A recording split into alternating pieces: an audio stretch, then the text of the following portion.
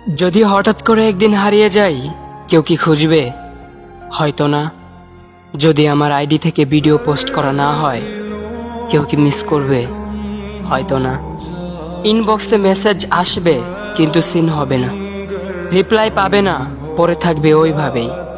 কেউ কেউ হয়তো অপেক্ষায় থাকবে, এই বুঝি আসলো অনলাইনে। আবার কেউ কেউ হয়তো টেরও পাবে না, কেউ একজন নেই, কেউ একজন হারিয়ে গেছে। হঠাৎ একটা সময় কারোর হয়তো মনে পড়বে, কে জানি আর নেই। কষ্ট করে নামটা সার্চ করবে, পুরনো ভিডিওগুলো দেখবে আর ভাববে হুট করে কোথায় চলে গেল।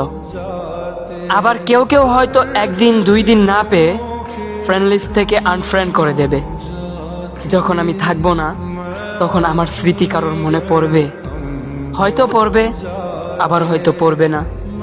তবে হারাতে হবে, হারাতে হয়, হারিয়ে যাওয়াই নিয়ম। পার্থক্য একটাই, কেউ আয়োজন করে হারায় আর কেউ হুট করে হারায়। আমি না হয় হুট করেই হারিয়ে যাব।